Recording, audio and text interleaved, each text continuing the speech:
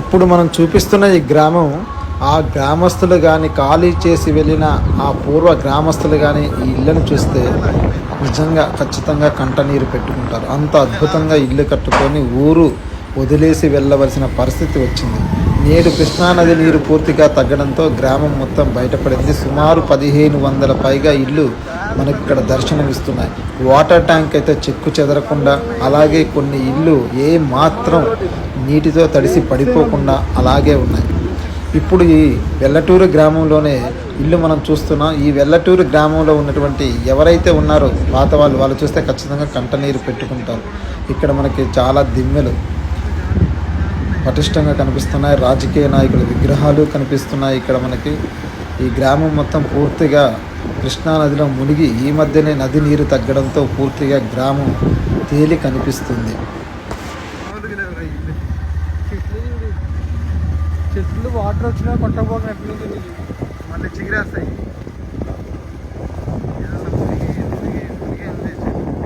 Water కావాల్సిన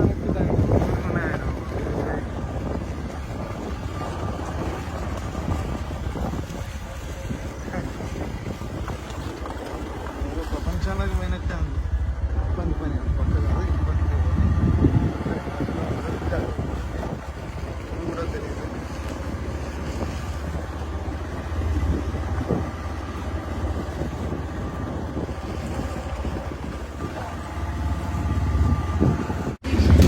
Pulichintala project నుండి చింతలపాలెం గ్రామం మల్లారెడ్డిగూడెం దాటిన తర్వాత దాటి వస్తే ఇక్కడ మనకి వెల్లటూరు గ్రామం కనిపిస్తుంది. ఇది ఊరి బయట ఉన్నటువంటి కొంతమంది గ్రామస్తులు ఇక్కడ ఇల్లు నిర్మించుకున్నారు. చాలామంది ఇక్కడ గ్రామాన్ని వదిలి వెళ్ళిపోవడం జరిగింది.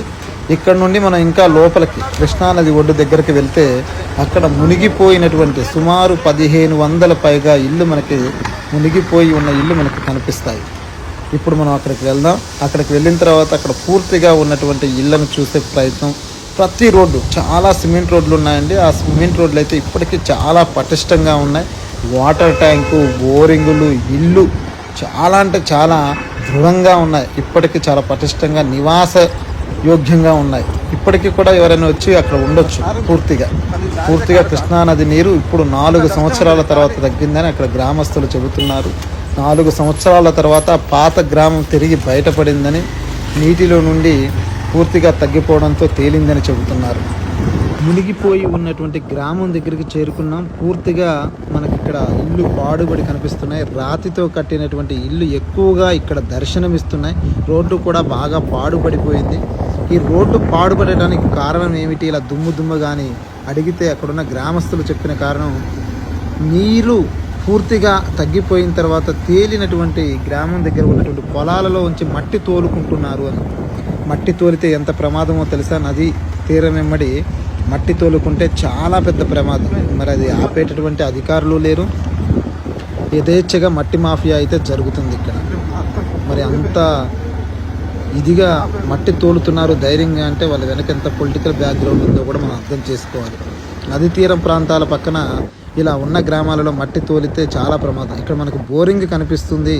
ఇక్కడ ఉన్నటువంటి ఇల్లు చెక్కు చెదరకుండా చాలా స్ట్రాంగ్గా కనిపిస్తున్నాయి. ఎంత స్ట్రాంగ్గా కనిపిస్తుంది, ఇల్లు కనిపిస్తుంది. ఇంటి మీద వాటర్ ట్యాంక్, ఇల్లు అయితే చెక్కు చెదరకుండా మళ్ళీ ఒక్కసారి శుభ్రంగా క్లీన్ చేసి కొద్దిగా సున్నం వేసుకుంటే చాలు, చాలా బాగా కనిపిస్తుంది. ఇక్కడ మనకి ఒక ఆఫీస్ కనిపిస్తుంది. వీరంతటా వీరే తలుపులు కిటికీలు పీక్కొని అంటే పగలగొట్టి తీసుకువెళ్ళడం వల్ల అవి పూర్తిగా మనకు అలా కనిపిస్తున్నాయి. కానీ బిల్డింగ్లు మాత్రం చాలా దృఢంగా అలాగే కనిపిస్తున్నాయి. నాపరాలతో కట్టిన ఇల్లు కూడా ఇక్కడ ఒక వెహికల్ కనిపిస్తుంది మనకి, పాడుపడ్డ వెహికల్ అలాగే ఉంది. నదిలో ఇన్ని రోజులు నీళ్ళల్లో మునిగి కూడా అలాగే ఉంది. ఇక్కడ చాలామంది ఆ కిటికీలు తలుపులు పైన వేసిన రేకులు చాలా వారంతటా వారే తీసుకువెళ్ళడం పడగొట్టడం వల్ల ఈ రాతి ఇల్లు కూడా కొన్ని పడిపోయి కనిపిస్తున్నాయి. కానీ మనం ఇంకా ముందుకు వెళితే చాలా ఇల్లు అలాగే కనిపిస్తాయి. ఈ ఇల్లు చూడండి ఎలా కనిపిస్తుందో. ఇప్పటికీ నివాసయోగ్యం, మంచిగా ఉండొచ్చు ఈ ఇంట్లో, అంత బాగుంది. ఇక్కడ వాటర్ ట్యాంక్ కూడా మనకు కనిపిస్తున్నాయి. చాలా మిద్దెలు కూడా కనిపిస్తున్నాయి, పాత తరం మిద్దెలు. ఇంకా ముందుకెళ్తే పుష్కర్ ఘాట్ 24 సంవత్సరాల క్రితం నిర్మించినటువంటి పుష్కర ఘాట్ కూడా చాలా స్ట్రాంగ్గా అలాగే కనిపిస్తుంది మనకి. అక్కడ 108 శివలింగాలు తేలి కనిపిస్తాయి. అలాగే నరసింహస్వామి గుడి కనిపిస్తుంది. చాలా దేవాలయాలు, నీళ్ళల్లో మునిగిపోయి ఉన్న దేవాలయాలు చాలా కాలం తర్వాత మనకి కనిపిస్తాయి. ఇక్కడ కోట కూడా ఒకటి ఉంది. పూర్వం వెల్లటూరు కోట అనేవాళ్ళు. ఇక్కడ చాలా చోట్ల మనకి వాటర్ ట్యాంకులు దర్శనమిస్తున్నాయి. వాటిని కూడా పగలగొట్టారు తప్ప నీరు మునగడం వల్ల, నీటిలో మునిగిపోయి ఉండడం వల్ల ఇవేవి పాడుపడలేదు, ఇవేవి కూలిపోలేదు. గ్రామస్తులు ఖాళీ చేసేటప్పుడు లేక వేరే వారు రాయి తోలుకోవడం కోసం పూర్తిగా పడగొట్టినవి తప్ప ఇక్కడ ఏవి కూడా అలా జరగలేదు. ఎంత దూరం పోతే అంత దూరం పోనీ.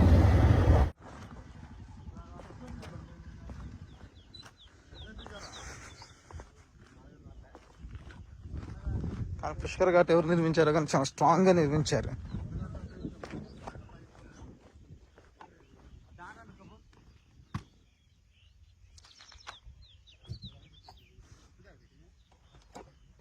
దానికైతే ఎప్పుడో నిర్మించినటువంటి రాయి శాసనాలు అన్న ఇది చేతలేదు.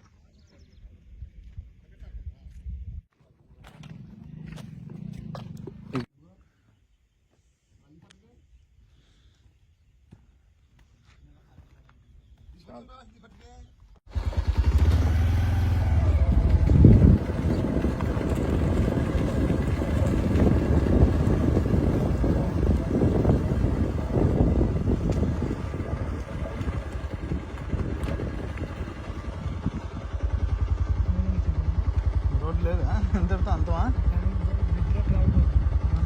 అంతమంది ఊళ్ళు ఇక్కడ బ్రిడ్జ్ ఉందా? అప్పుడు ఇది కనుక తెప్పి మెయిన్ రోడ్ మీద వెళ్దాం. ఏమన్నా ఇది కూడా గుడే, ఇది కూడా దేవాలయం. ఏ దేవాలయం తెలియదు కానీ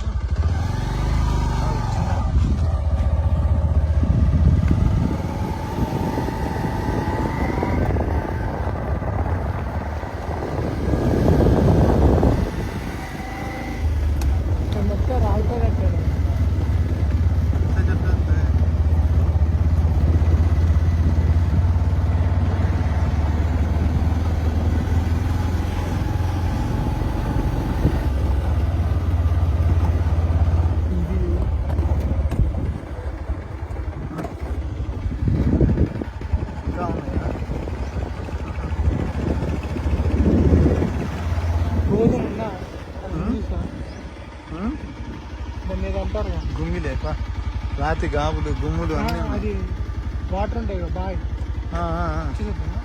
బాగా ఎందుకు అది బాగా అయితే కాదు,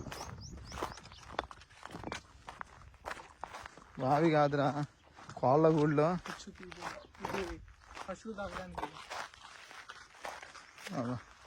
ఇల్లు మొత్తం పగలు కొట్టుకున్నా, అంత మంచి ఇల్లు కట్టి పగలు కొట్టేసేది.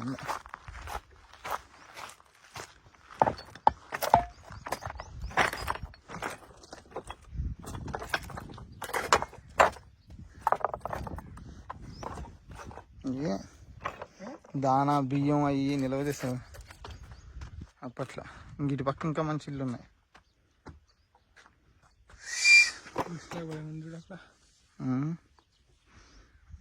అటు పక్క కూడా ఉన్నాయి. కొందా బజార్కి కూడా రావచ్చు కావాలనుకుంటే.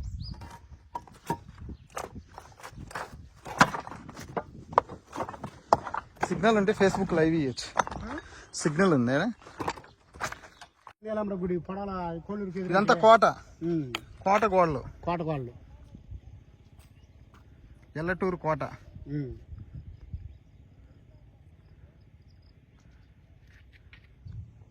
ఈ వారసులు ఎక్కడో ఉండే ఉంటారు.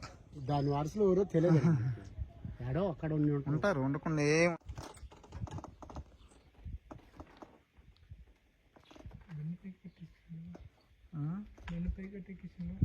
ఎక్కిస్తాను ఎక్కడ కూడా పని.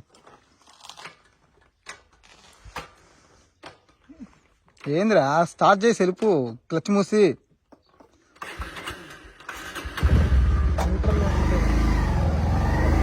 వాటర్ ట్యాంక్ అనుకుంటా, మామూలుగా అట్లా వాటర్ ట్యాంక్ వస్తుంది కదా.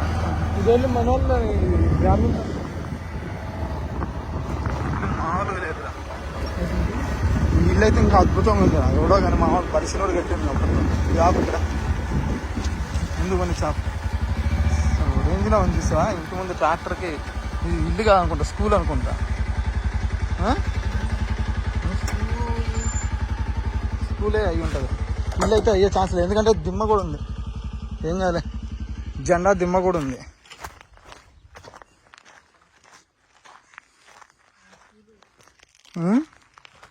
స్కూలేనంటవా?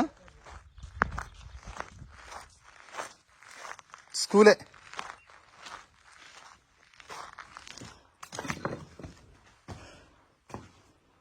స్కూల్ ఇది, ఎల్లటూరు స్కూలు.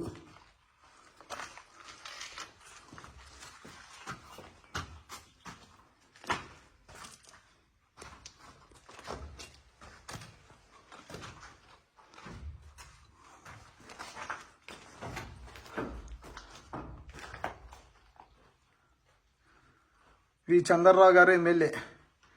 గిడ్డంగి భవన ప్రారంభోత్సవకులంట. గిడ్డంగి భవనం అంటే ఏందో మరి. శ్రీ ముంగి సైదులు చాలా మంది ఉన్నారు. అవునా? ఏదో గిడ్డంగి అన్నారు లేదా? గిడ్డంగి అంటే ఏదో అదా. ఇవరకు సంచి పట్టుకో. ఇదా పోంద.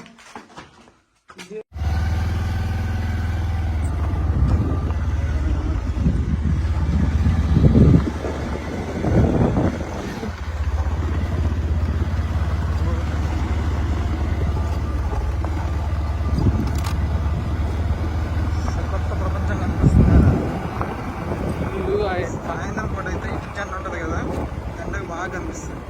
ఎండ ఎదురెండ వేసరికి సరిగా కనిపించడం.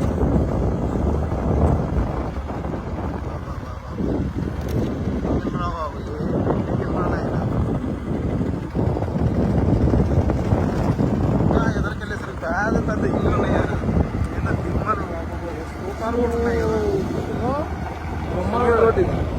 ఇది హుస్సేన్ వాళ్ళు ఇల్లు. హుస్సేన్ అని అంటారు. ఎన్టీ రామారావు కాదు, వైఎస్ రాజశేఖర్.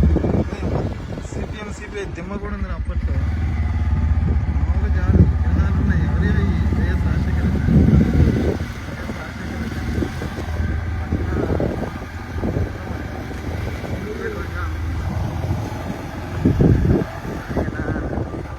మామూలుగా లేవు ఇల్లు. చెట్లు వాటర్ వచ్చినా కొట్టకపోక మళ్ళీ చిగిరేస్తాయి.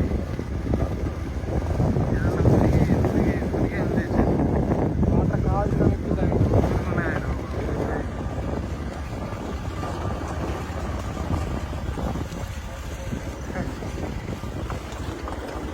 ప్రపంచంలోకి పోయినట్టే ఉంది. పని పని పక్క కాదు, ఇప్పటికే కూడా తెలియదు.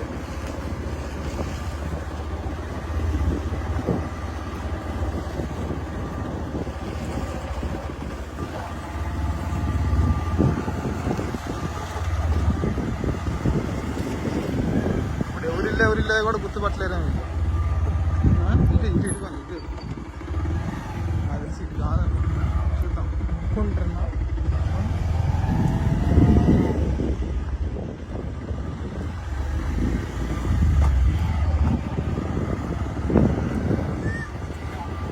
కొడుతున్నారు ఇక్కడ.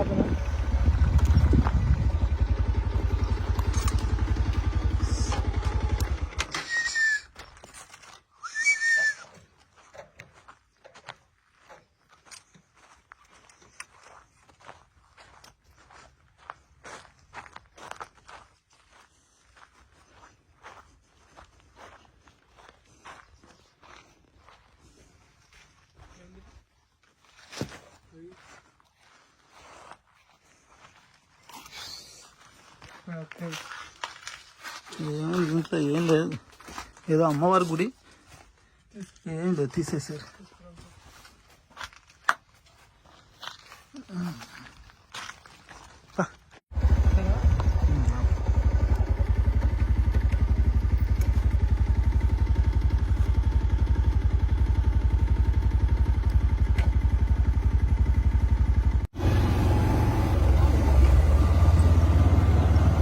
ఊర్లో రోడ్డు ఉంది, ఊరు బయట రోడ్డు లేదేంటి? సిమెంట్ రోడ్ రా, సిమెంట్ రోడ్ ఎంత దూరం పాడవదు. ఊళ్ళో ఊరు బయట లేదు మళ్ళీ. శుభ్రంగా రోడ్డు చూసావా? మామూలుగా లేదు రోడ్డు.